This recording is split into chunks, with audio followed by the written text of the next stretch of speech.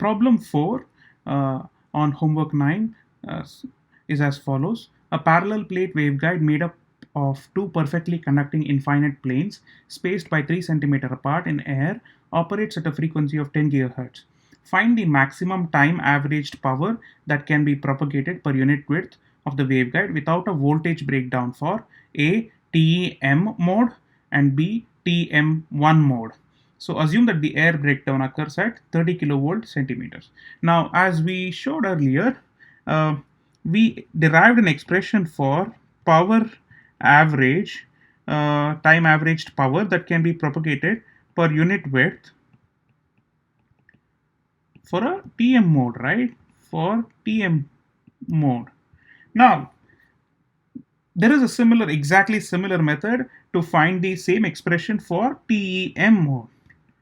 What do you have to do? You will have to look at the EX, EY, HX, HY expressions, find the E cross H conjugate term, find the real part of it, multiply it with half, you'll get the power average, then express it in terms of E0 square or H0 square, and then pretty much from there on integrate it with respect to y. You will get the expression that we are looking for. Okay, so we'll get the same expression.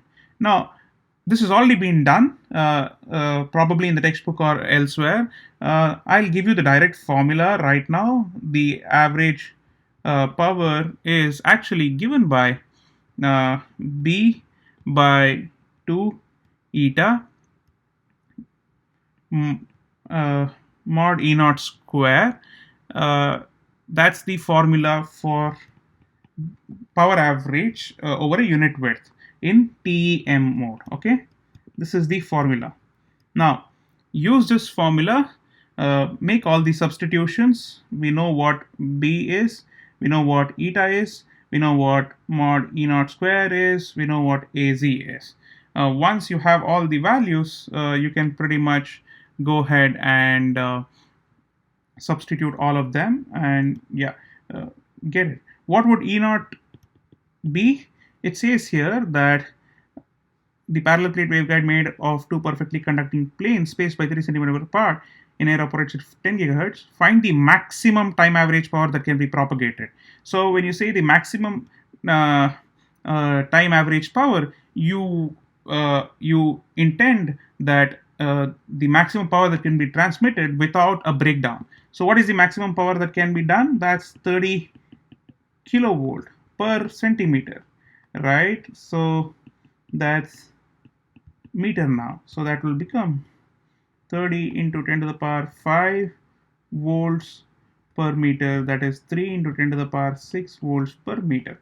Okay, so you know what is B, you know what is eta, you know what is E0. Substitute all of them and get the solution for the part A. Now part B, you have to find for TM1 mode. Okay, TM1 mode. Now we already have the formula for that here. So we know that the formula for TM1 mode is beta B1 minus omega c square by omega square half divided by 2 eta, or sorry 4 eta, and mod E0 square, right? This is the formula for TM mode. Now here you'll have to find out what the value of omega c is. How do you find omega c? We know that Fc, again this is a standard formula which can be derived which was probably derived in class, or you can look it up on the textbooks, is given by n by 2b square root of mu epsilon, where n is equals to 1, which is the mode number. We know what B is, we know what mu epsilon is in vacuum. Substitute all of them, you'll get Fc, then find omega c. You have omega as 10 gigahertz already.